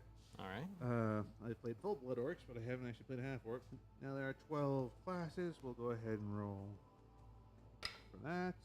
Doop. Number 12, and it's a half orc wizard. Ba-dum, Aw. Wow, that's Touches camera collapses. That's special. yeah, that's Just a drawing new down. one on me. Yeah. Alrighty then. Last but far from least, time to roll for a background. There are 13. Tell you what, I'm just going to leave one off and roll another d12 because I'm bored. Do it. Rolling 11, dice that is gives us good. A sailor. Rolling dice is good. The Wizened Sailor. Villain sailor. So, this character is going to be a half-orc wizard and is a sailor. Mm-hmm. That is an eclectic mix, my friends. That's what happens when you roll dice. Mm-hmm. Yeah. Love the roll box. Yeah. Thank you. The roll box. Get outta The here. roll box is a repurposed cologne top, if I remember correctly. Cool. Or actually, no, Rolfs. Rolfs. I'm not Rolfs? entirely sure what that is. When I first read this, I thought it was play on words with rolls, and I was just like, "That's delightful. Where'd you get that?" And then found out that it's just a delightful coincidence. Just a coinky-dank. Eating ultimate breakfast croissant. Watching the stream Croissant. happening 5 feet to the right of the wall now. Yep. Vert is Jake. Angry Alright. Crow's Ben. Fair enough. Cool. Oh, I thought that was a bunch of math for a second. I was just like, "Get that out of here, Sophie." Ultimate No, I like breakfast. it. That's pretty awesome. croissant? Yeah, no, I like that. That's very cool. Ultimate Hmm. breakfast croissant. Croissant. They're so good. Croissant. Where do you get this from? I believe those are Jack in the Box. Is that Jack in the Box? Sounds more like Carl's. Ultimate bacon. That Oh. sounds like something that would have. Yeah, it sounds like something. You know called what? You're right. I think Yeah. Supreme is Jack in the Box, but this isn't a fast food stream. I'm Interesting. sure. No. I'm sure. We did do fast food ASMR, one of the in the first incarnation of the stream. Yeah. I missed that. Yeah. You didn't miss much. What is this? Oh, Nice. Yeah, look at that's- all these characters. yeah, those are the characters I'm currently using in another campaign, and also it has the slots for all the spell cards in the middle. Hmm. Okay, so tell me more about your selling wizard half Alright, orc. So as a sailor, he's going to have proficiency in athletics and perception, which is kind of obvious. Cool. Van Drum and Jack on the Box, you can have brain feel for intense musical composition, Composition. watching you while we eat. Oh, fair We're enough. looking great. That's awesome. Cool. Alrighty then. So Thank you, Jake. this, as a sailor, this guy also gets free ship pass. Well, not free ship passage, but the character can basically work on a ship and get passage for him and any members of the party That's by super basically useful. choosing to work on the crew. Oh, okay, that's super useful. So yeah. My character would probably have no such skills, even though I grew up in a body of water. Mm-hmm. Maybe. I saw somebody use that skill just a week ago. Cool. Awesome. All right. So we're gonna go ahead That's and funny. roll for suggested characteristics. Thank you for putting me in a good mood, Ben, while I go do a battery change. All right. So for this, using the book here, it gives us. We're supposed to choose 2 personality traits, and we roll d8s for them. Excuse me, sir. So I rolled 2 and 6. So number 2, I work so hard I can. I work hard me. so that I can play hard when the work is done. Okay, that's kind of cool. I mean, that makes sense with a half orc. Yeah. And number 6 is I never pass up a friendly wager. Oh dear. This Oh, is God. interesting. Is friendly in, like, It, quotation marks and have a bunch of asterisks No, next to it? no. Does it? Okay. It's Just legitimately friendly. Legitimately Legitimately friendly? friendly. Okay, I thought you were about to say, and you have a gambling addiction. Guess what the party spends a lot of time doing? I mean, You can play it I that mean, way, that's sort of indicating that yes, Yeah. in fact, Yeah. We don't like to talk about it, he, but yeah. he might have a problem. All right. So rolling for an ideal. Number 2, Deuces. fairness. We all do the work. So we all share the rewards. I like it. Oh, nice. Ben, in all seriousness, were you But being you're a weak sarcastic about the dice academic. box shot? Because I like it. For real. Who knows? Maybe the character learned his magic on the sea. Mm. There's lots of Interesting. different schools out there. Mm-hmm. Ouch. So for the bond, I missed the table, but I rolled a 3. Très disappointant. Très. So always remember your first ship. Which, why I wouldn't think you? we all remember our first. And the next one. Here comes the flaw. Which is number 4. Dun, dun, dun, dun. Once I start drinking, it's hard for me to stop. So That's more you than potentially have a gambling problem, and you definitely have a drinking problem. Definitely have a drinking Yeah. problem. So that was the background parts. That comes in the core player's handbook. Now let's move on to the more interesting. What happened? What are you talking about? Now let's What are you move on talking to the about? more Everything's interesting fine. parts. Yeah, we're So, moving on. Nope. So- Not gonna be that close. Xanathar's has given us a huge resource here because it has just a whole list of things that we've already discussed right here in book form. So, starting off right in the book. Parents. Who are your parents? For this, we roll a D100, Otherwise known as 2 10s. otherwise known as 2 10s. 85. So, 85 says, I know who both my parents were. Great. Were. Cool. Are or were. Now, if your character is a half elf, half orc, or tiefling, you can Pretty use one of perfect. the tables Nice. below to determine each of your parents. So, Thanks, cranky bird. for the half orc table, know who both of them are. We roll a d8. That's Date. number 8. We got a date. Both parents You were got a half date. orcs. So this character was born. This It's character's a a proud quarter orc. family of proud half orcs. He could open an orc casino by today's laws. Oh, I'm not quarter orc, but they're both half orcs. So that still makes me Uh-huh. half orc. Indeed. Huh? So both parents It's a harsh critic. half orc. Known. All right, that's gonna drive me crazy. Yeah. Manuel taught me to do things manually. So next question is where my birthplace was, and again D100 roll. Kind of going through the same way the questions was, but now it's, like I said, it's in book form. We killed a tree for this. So 19, which basically says I was born at home, wherever home was. I like that. I like that a lot. Da-dum-dum-dum. Are you gonna move the whole thing? Yeah. Some other options which are listed here is you could see the home of a family friend, the home of a healer or a midwife. You could have been born in a cave, in a field or a forest, on a battlefield. Mm-hmm. in a sage's laboratory. You could have been born on the astral plane or the ethereal plane. I choose to believe that Old Spice character you were talking about was born on a horse. Just, I'm on a horse, and it's just a baby in a saddle just being like, I'm on a horse. Just deal with it. I buy that. I Cool. totally buy that. Oh, yeah. Born in a shotgun shack. I love that song. Thank you, Chris. Alrighty then. So, that's where my character was born. We will determine where the home is later because it doesn't say here. So, number of siblings. Oh boy. This would not have determined God. my family, I can tell you that for sure. So, first we roll a d10 to see where we land on it. It's number 4, which means I roll a d3. So it's a d3 number of siblings, Cool. which turns out to be, in this case, We're rolling a 2.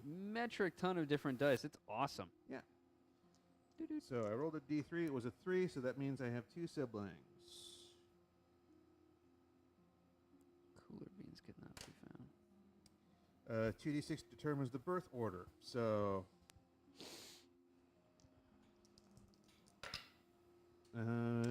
7. 7, which is... Okay, I have a sibling who is older. And 8, and I have a sibling who is younger, so that would make my character the middle child. Oh, man. Cool. Most hated. Awesome. Such a rough position. Mm-hmm. I was supposed to be the oldest in my family. Never had any siblings, though. So, friends and family. Rolling another D100. Dun, dun, dun. 92. Wait a minute. Can I just pivot? No. So, apparently it's just mother and father. No weird things here. So, wasn't grown up in a temple or an orphanage or guardians. Just mother and father. So, actually raised by my parents. That's apparently a rarity in the D&D world. Mm-hmm. Oh my God. What is the range on your parents? 25% chance.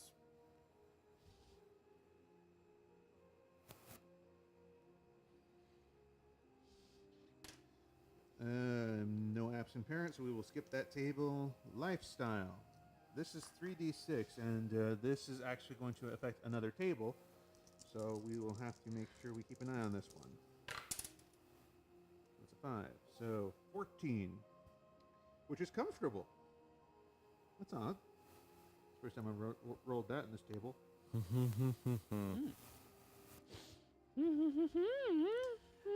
What an extravagant half-orc. Well, it's comfortable, not wealthy, and not aristocratic. It's true, but So this will add a +10 to my next table chart, which is going to be over I love how here. flatly, I'm sorry to interrupt, but I love how flatly you just said that series of words. Just, what a lovely half-orc. That's awesome. this is all perfectly normal, Stephen. Yeah. So, childhood home. 71, and it's going to be plus, and it's 71. +10 because of the previous table. Mm-hmm. So that comes to 81, and that means that my character was raised in a large house. Cool. This is like building a character through Mad Libs. No way, yeah. Yeah, I like it. Childhood memories, 3d6. Extra tall tortilla. If you get to be an extra tall tortilla, I get to be the meat popsicle from Fifth Element. 3d6. 3d6. Plus charisma mod, which I don't have yet, but we'll just 3d6. assume for the moment that because the character is a wizard, that's Charisma going to mod. be pretty flat. So How about you roll 3d6 and add your modifier? well, all right, fair enough. Roll 3d. Well, let's roll 4d6, drop the lowest, and then make a modifier out of that. Dun, dun, Okay. dun. Okay, 15. So that's +2. Deuces. So, but that's a pretty good roll for, especially for a wizard. Thank you. Good idea.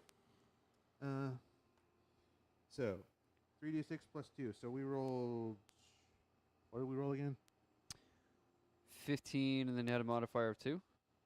Okay, so Was that 15 it? modifier +2. I remember you rolled a 15, and then you said something after that, and I remember... Oh no, that was 15 was the dice roll. I think it was 13, so that would make it a 15 at the end. Okay. So, Okay. For this example character, we're not going to get hung up on him. So, had several friends. My childhood was generally a happy one, as it's really rather turning out to be with this particular character. Yeah. Well, I mean, how would you become a half-orc wizard sailor if you didn't have a happy childhood? Many friends. My parents let me be who I am. This is great. and generally a happy family. He just turned out like this. I mean, we didn't do anything. We raised him like a perfectly normal half-orc, and Yeah, no stories of physical aggression or politics gone awry. No, none of that. no, and he had really good attachment to his mother, and like a generally like well-balanced like Yeah, this child, character's you know? really stable this character's really stable for a half-orc wizard. Yeah. I'm still never going to get used to that. I really think that you need to like dig into like the history of your grandparents or maybe your great grandparents. What led like your family to kind of be this stable, pretty well off family, you know? Maybe they owned a spider farm. Oh yeah. Traded in gossamer silk, and that's gonna. I mean, who are the biggest consumers of gossamer silk? Sailors, because they need them for their sails and their ropes and rigging. Gotcha. Because it's light and it's extendable and it's durable. Mm-hmm. So that's the best thing. Now, personal decisions. What's fun about this table is that they actually have them separated out by background. Personal what? Sorry. Personal decisions. Decisions. Interesting. They actually have it settled out by background, and it became a background because in this case I became a criminal because and you get to roll on the table, or I became a folk hero because you get to roll on the table. So we're going to go to the sailor section, and became a sailor because one of my relatives was a sailor and took me to sea. Cool. Of course. This Of course. is reminding me of that Futurama episode where they meet Gary Gygax. Just because it is a pleasure to meet you. Yep. Well, I mean, if you have to on the fly generate these situations, it would be nice to be able to roll like a handful of dice, and it's like, oh, this plays out into this thing. Yeah. Oh man. And now the class. What if there was like a program where it automatically rolled this stuff for you? I'm sure that within a few months or a few minutes, someone will actually come up with that. Isn't that? I'm looking at you, stream. Yeah. Isn't that what? Isn't that what playing D&D online is? Like, I'm not entirely sure. I don't think so. I think their MMO system is a little bit different. Oh no, not their MMO. I just keep hearing people talking about how they play D&D online, and I'm not sure if they're just running like they're just playing through there chat might be tools on D&D Beyond for that. Yeah, there might be tools if for you that. if you buy like this book. Yeah, having your game automated for you is basically the difference between a tabletop game and just a turn-based video game for me. So I actually really enjoy this. I like to me books are actually more interactive than just watching a video because you flip through and you look stuff up. You know what I mean? This is more active. Oh yeah, it's your grill stuff, huh? Holla at your grill stuffed. Actually, All right, and I just rolled the next table, which is why my character became a wizard, and apparently it's because while exploring an old tomb, library, or temple, found a spell book, and I was immediately driven to learn all I could about becoming a wizard. How many of those are there? How many? Could you say that again more slow? Oh, I'm sorry, I interrupted you, Chris. There are 6 choices here. Well, no. You found temple, blah, blah, blah, Oh, 3. So, old tomb, library, or temple. 1. So, old tomb. Or you're going to find an old tomb as a sailor, I don't know, but...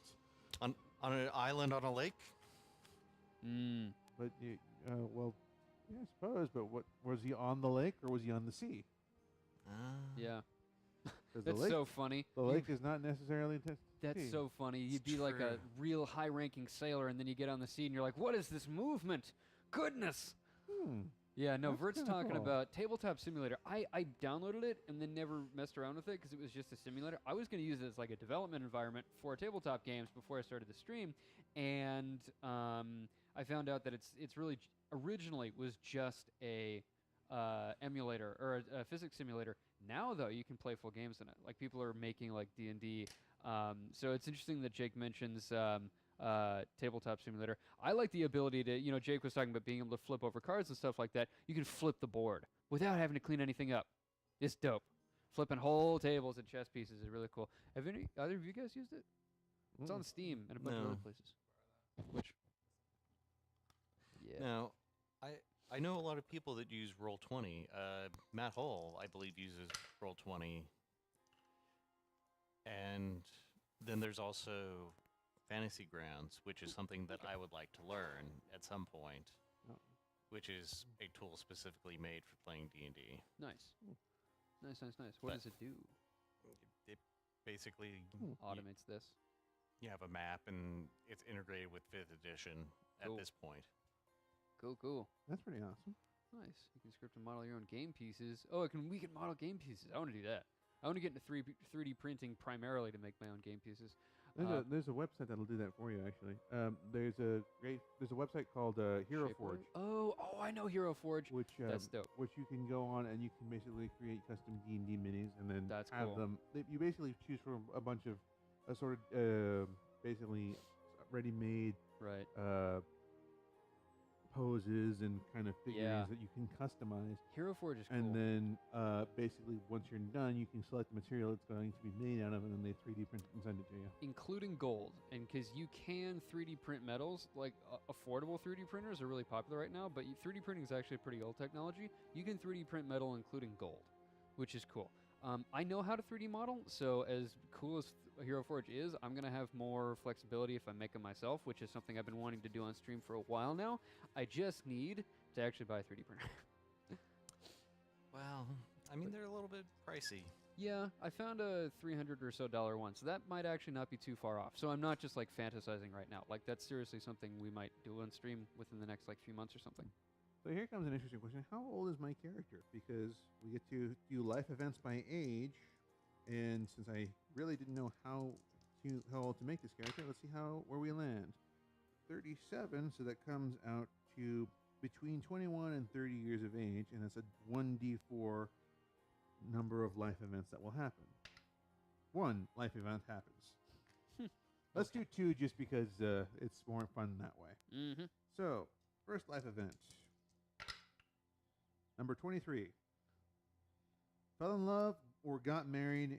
If you get this result more than once, you can choose to have a child instead. Work with the DM to determine the identity of your love interest. All right, fair enough. So the character is either in love or married at the moment. Oh, man. So he's between 21 and quite the 30 You have years a old. wife in every port. Maybe. I like Maybe that. that's why the character moves around so much. That's awesome. Trying to avoid alimony. I can see him just turning direction into a storm, just being like, wait, which, is this that port? Oh, wait, hold on. Nope, hard to starboard. Can't do it. Not that one. We got to skedaddle. Yeah. Any port in a storm was supposed to be a literal expression, but for this guy, it's his view on women. If you're bored, you can look on your computer anytime. Yeah. Next one, 79. You went on an adventure. Roll on the adventures table to see what happened to you. Work with your DM to see what happens. All right? Let's another table. So, John, what is your DM going to make you have to have done? Well, let's find out. Let's see what happens on the adventures table. 66. Order 66. God must have killed all the Jedi at that point. Oh my god. You were terribly frightened by something you encountered and ran away, abandoning your companions to their fate. Okay, then. Yeah. So that happened. I mean, maybe some of them survived. Who knows? Yeah, that'd be a fun thing to find out. Where you guys are on an adventure, and suddenly you guys run into, you see someone from across the room. It's like, oh shit! They just kind of hides his face. It's like, no, don't look at it. Don't look over there. Don't look over there. Why? What's wrong? And then the other's like, yo, crap! And he just runs away. So this is turning out to be a really fun character. And again, there are more tables to roll on depending on what life events you guys actually roll. Cool. The number of events that you can pull are dependent on how old your character is.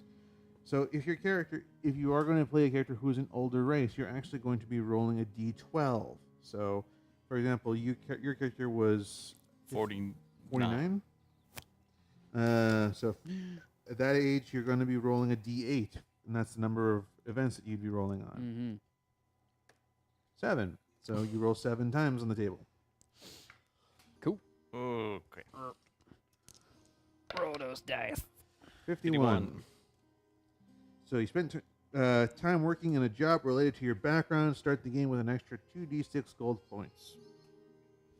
We'll run this for you as well, just so that you have the opportunity to have stuff like this happen to you. Sure. So go ahead and roll 2d6, and you can add that much gold pieces to your character sheet. 5. Cool. So. Chris, do me a favor and move your right arm a little bit outwards. Perfect. Thank you. Just stay exactly like that with your arm in the air. As uncomfortable as could be. Okay. Perfect. Got No, it. I'm just kidding. So an extra 10 gold. An extra 5 gold. I thought. It's oh, 2d6. You rolled Gotcha. 5 on 2d6. Got it. 5 GP. Okay. All right, so that was roll number 1 for you. Roll number 2 is 26.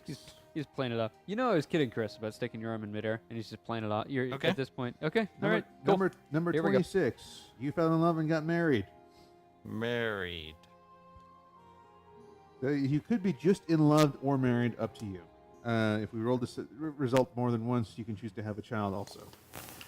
I mean, we'll say love. Sure. 34. Okay, 34. You made an enemy of an adventurer. Roll a d6. An odd number indicates you are to blame for the rift. An even number indicates you are blameless. I am to blame for a rift. All right, use the supplemental tables to work with your DM to determine the hostile character's identity and danger the enemy poses to you.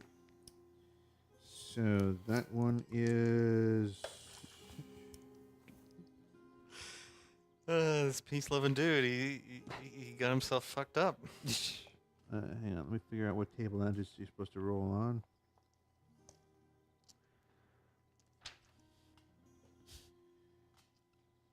I'm an occupation, class, race. Oh, okay. So we roll all of this stuff then. We Ooh. will just roll that later then. Vert's dropping in saying, guys, for your information, a goal during Mint Potion's tabletop.wave stream is to tread a well-documented open source path wherein we build a DIY 3D printer for ultra cheap whose only purpose is to fabricate the components of its own superior replacement. That's awesome. We're going to 3D print the 3D printer. All right, fair enough. Super cool. So we'll get back to that one in a moment. That's awesome. Next roll. 67. That's a 97. Oh, that's a nice. Okay. Build 3D printers. 97. Build You 3D encountered something Yeah. magical. Roll on the arcane matters table. So that's a D10. 7.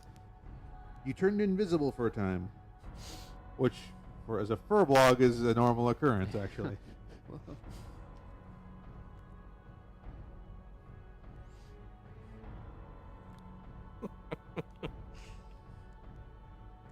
All right. 3 more rolls. So you have 38. 8. Once again, you made an enemy of an adventurer. So you're making lots of friends around here. Roll a This is great. D6 to see if you're to blame. It's like reading someone's rap sheet. This is awesome. This one 2. you were not to blame for.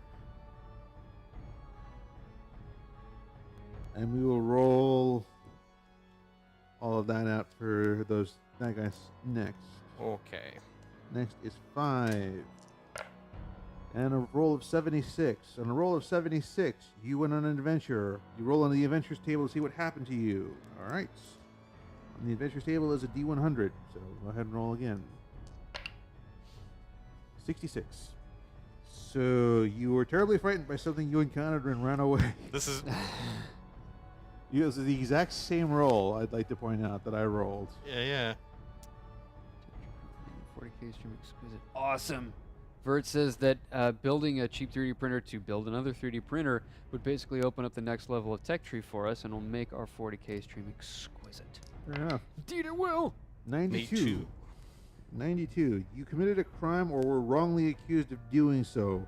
Roll on the crime table to determine the nature of the offense and on the punishments table to see what became of you. So crime is a D8. 4. Crime was assault. The punishment is a D12. That one right there. Next one. Oh, there. 8. You were nearly caught in the act. You had to flee and are wanted in the community where the crime occurred.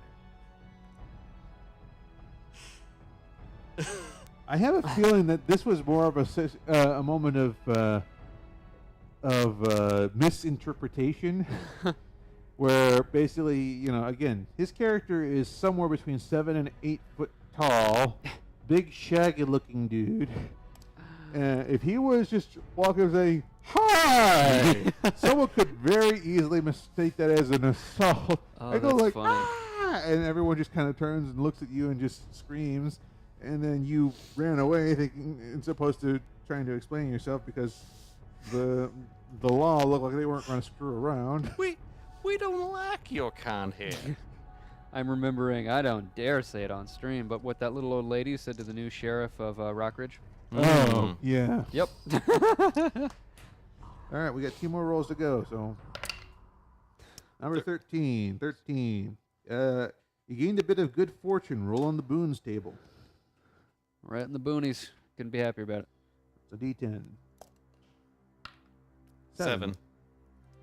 You once performed a service for a local temple. The next time you visit the temple, you can receive healing up to your HP max.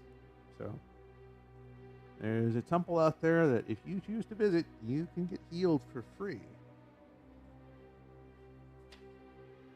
And we have one last roll on the life events table. Number 16. Once again, roll on the boons table. That's a 10? D10, yeah. 3. 3. You found a riding horse. So you get to start the adventure not only with an extra 5 gold, but you also get to start with a riding horse, which is a pretty big boon, actually. I may have to nerf that, but Oh man. So can I roll to find out things about my horse? if you'd like. Is What there would you a like to table know- for horses? What would you like to know about your horse? Would you like to know its alignment? Yes. Okay, roll a 3d6. You do what you like, but your horse is chaotic evil. I would laugh if that is exactly 14. It's actually neutral good. Oh, that'd be so.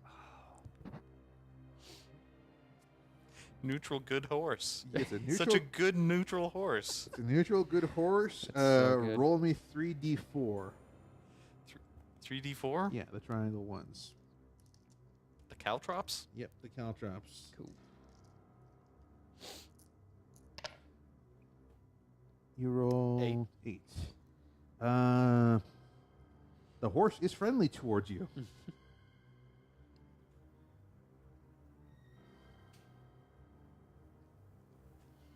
Somehow things like class and occupation I don't think really work, and neither does cause of death, because I'm pretty sure your horse is alive. I don't want you to beat up on a dead horse.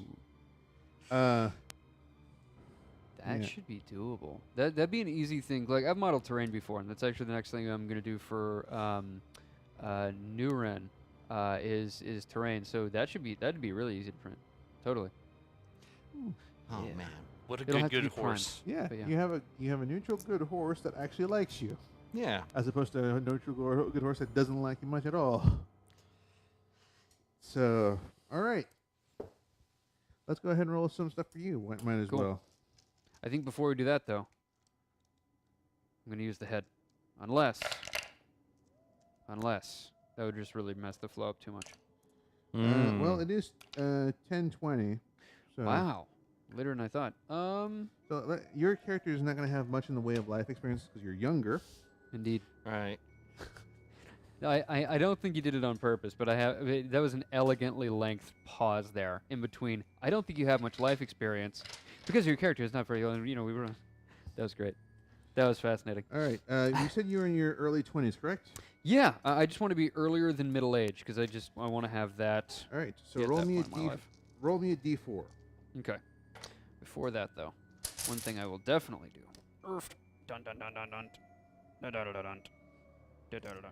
Oopsie daisies. Well, he snapped a photo, folks. Yeah. He now has a pretty good photo of the felt of the inside of my box. Mm-hmm. Yeah. And you can see how dirty it is because I never washed the darn thing. That's just. Do you know how unsettling it would be if you just started like washing? Like if I just came into your house and just started like washing out the inside of that piece of felt. That would be. I'm grateful that it's in the state that it is, John. In all seriousness, I am grateful. Okay. So you said D4, right? Yes. Cool. 1d4. This is the first time I've ever rolled a D4 in anger, believe it or not. Cool. All right, let's re-roll that. I don't like the one result. Let's. I love having you as my DM, John. Hold on, just keep going. Don't worry about it. Nope. All right, 2. Cool. So we're gonna have 2 D100 rolls. Nice. I like this rolling dice for your dice. You gave me. I can just roll a D10 along with that, couldn't I? Yeah. There we go. Here we go. 46. So you made a friend of an adventurer. Cool. So he made enemies. You made a friend. I like it. I'll use the table to work out who this character is, and we'll establish that in a moment. So roll one more. Another pair? This another, pair? another pair like that. And number 6. 60. 06. Oh, that's 06. My bad. Yeah. Mm-hmm. If you rolled 100, something truly strange would have happened to you, and you would roll on the weird stuff table. But yeah, unfortunately, with a 6, you suffered a tragedy, so we will roll on the tragedies table. Oh, good. I'm glad that happened to me. You're still young. It's fine. You're still young. Yeah. You had a long life to mess up. You're good. I've made so many enemies. We can't take you anywhere. Sorry, 'cause I we'll have- get accosted. I have to share this. The number one thing on the weird stuff, you were turned into a toad and remained in that form for 1d4 weeks. Nice. You were petrified and remained a stone statue for a time until someone freed you. You were enslaved by a hag, a satyr, or some other being and lived in the creature's thrall for 1d6 years. A dragon held you prisoner for 1d4 years. This is not good stuff, folks. First time I'm reading this particular section. I'm sure Weird there's better stuff. ones in the second half. The number 2, I'll just skip right to the end because that's the fun one. A powerful being granted you a wish, which is one of the rarest things in the game. However, Really? but you squandered it on something frivolous. Oh, that's awesome. My kingdom for a second cheeseburger. Oh man. It was like, you had to have any one wish. Damn, I wish I put what stuff. She wish granted. Shit. Oh. That's awesome. All right, so rolling the tragedy table, it's a D12. The cube thing looking thing next to the green die. Cool. That's not that's a D8. You're a Other D8. other green die. That one. Next to that one. That one. Gotcha. Number 1. Oh, good. Family member or close friend died. Roll on the cause of death supplemental table to find out how. We've got someone in the party who's got a lot of enemies. I'm not putting it past them. That's all I'm going to say. What kind of die? It's a D12, same dice that you just rolled. And we'll find out the cause of death. Gotcha. This reminds me of murder by death. I'm really hoping for a 12. Oh, don't tell me. I want to see if we roll it. 2. Murdered. Of course. I was just going to make a murdered by death joke. Okay. Have you two seen that movie? No, that's not right, no. Dun, dun, dun. But the reason why I was hoping for number 12, because 12 was a bizarre event, such as being struck by a meteorite, being struck down by an angry god, Struck by a or meteorite. killed by a hatching slod egg, which What? it's a creature basically. I think the alien from Aliens, Uh-huh. except worse because it's magical and also eats you alive from the inside out. Good. I think I Good. found what I want to make my next character. You trap? No. What's that? Vargile. Ah, I want to roleplay a face with wings. face with wings. It's That's- chaotic evil, and it does nothing but scream. And kiss, apparently. Baron, I'm going to have to say no because this is technically an undead. I think no, it's a fiend, which would make you a creature that is not stable in this realm. I thought there was options so that you could roleplay any monster in the guide. There are. That's up to DM discretion, and in this case, I'm going to have to veto that one because that would basically mean your character is constrained to one part of the map, and that would mean that you would not be able to adventure anywhere else. Interesting. I keep hearing that prefix, that Varg, like the Vargeist is something Warhammer Fantasy, and we have the Vargile. What does that mean? That Vargo, that Varg prefix. Not a clue. We can Sure. look it up though. Vampiric, I'm guessing. Cool. I'm thinking fiendish actually. Gotcha. Alrighty then. So let's just quickly roll to see, and I'm going to go ahead and roll this stuff out so that we can just run this quickly. I was having fun rolling dice for the first time and setting up this campaign, though. Well, John. sorry to take away, but I'm rolling for the guys who are going to be hunting you from this point forward. Oh, I thought you were talking about my character still. Yeah, I was going to say, that's not like you, John. But no. So for the first guy who's hunting you, it's 9. So the character is neutral.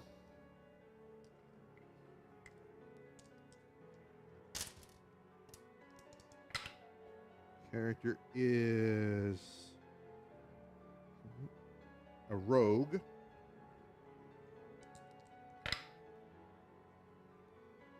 Is an entertainer.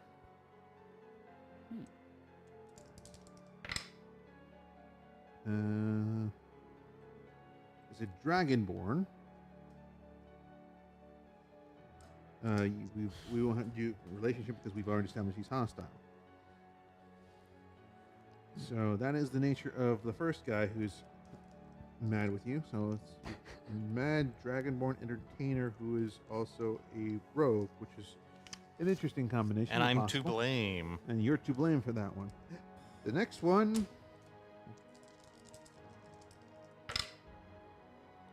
13. So that is a neutral good character.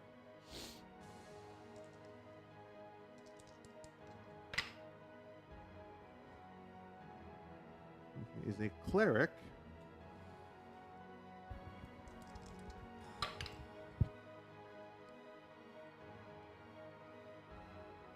A cleric laborer. Interesting. Oh, he's one of those monks that brews beer. Maybe. And is a half orc. Oh no, I'm sorry, tiefling. Oh, man. So a tiefling cleric laborer is the second guy, and that was the one where it was his fault, but he's still mad at you for some reason. Well, I mean, I bugged them. You're the bugman.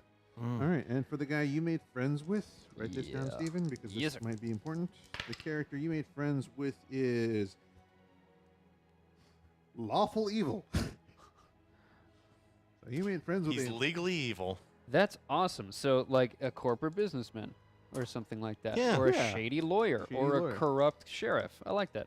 or any of another Mm-hmm. things where they're bad people, but within the law. Yep. Serving the character- law, serving the law. I'm stealing that. I'm Excellent. unabashedly stealing that. The That's character awesome. Character is a bard.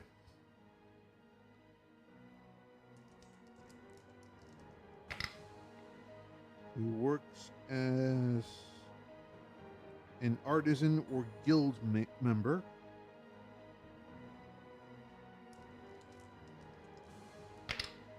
And the character is a dwarf. Cool. Which makes total sense to me that a dwarf guild member would be lawful evil. That does totally That- make sense. that- He runs the union. Yeah. He's greedy as hell. He does corrupt things. It's all above board, though. All above board, and you somehow made friends with this guy. I won't ask how. You don't want to know how.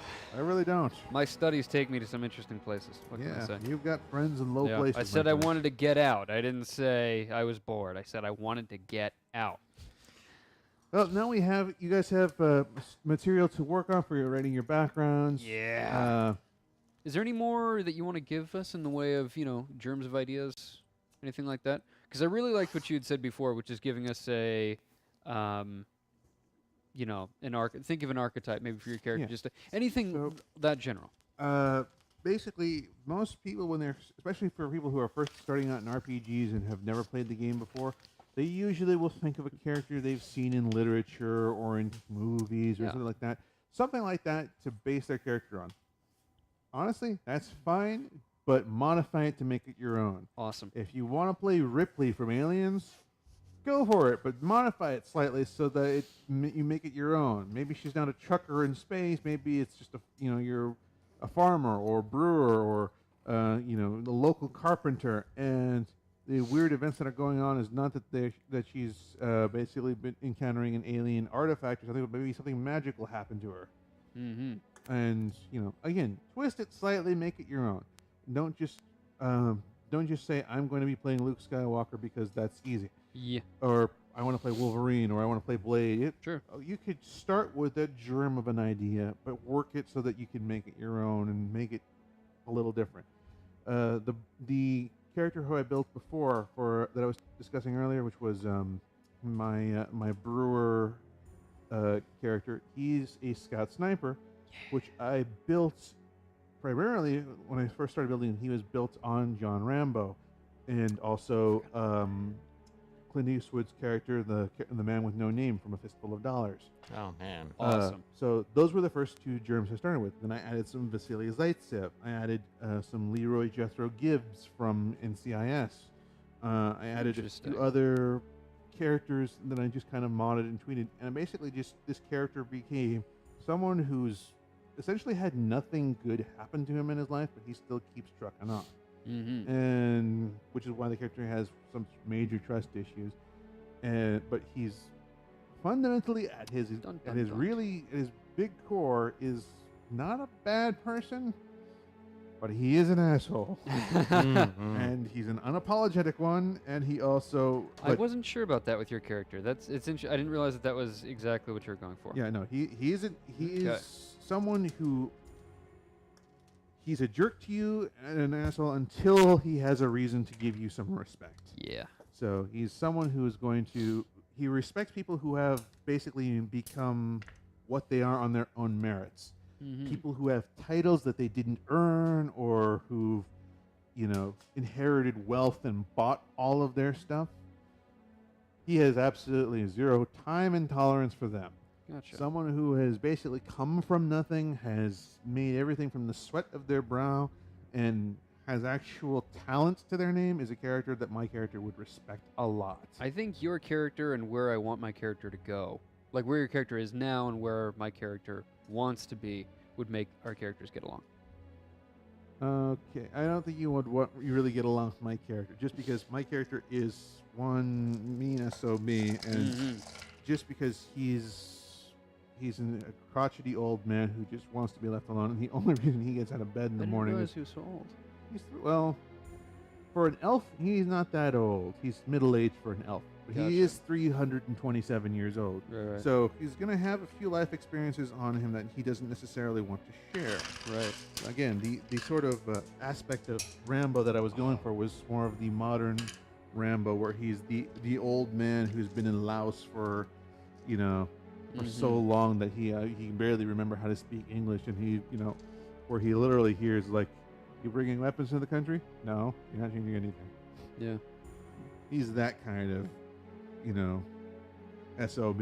Right. That's the character I built, and the sort of goal that I have in mind. That's another thing I should probably mention, is you should have a goal in mind for what you want your character become at the end of the day or at the end of the campaign. Gotcha. Whether it's the hero of the day or just someone who's a little bit better than he was at the beginning of the day. And my goal for this campaign with this character is that I want him essentially to go from someone who trusts nobody to someone who can trust one or two people. I don't think I can ask him to trust everybody, or to go from being someone who trusts no one to someone who trusts everyone.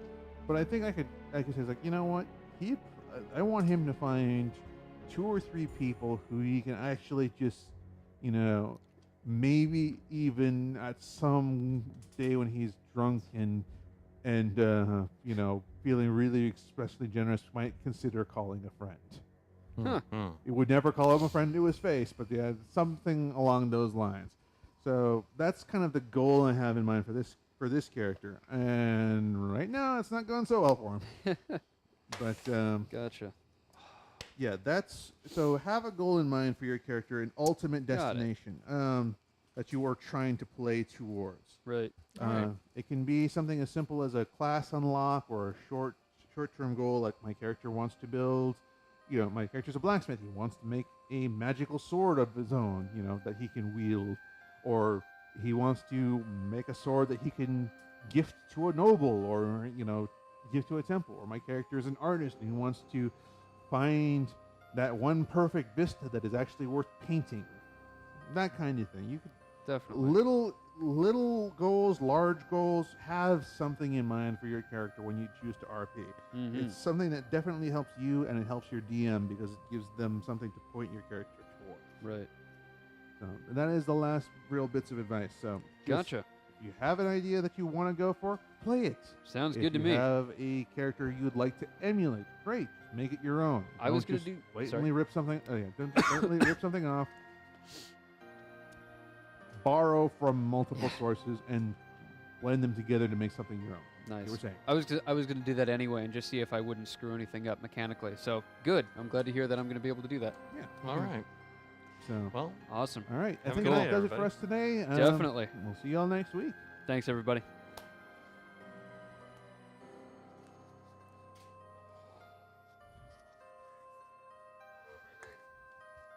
Oh, his legs.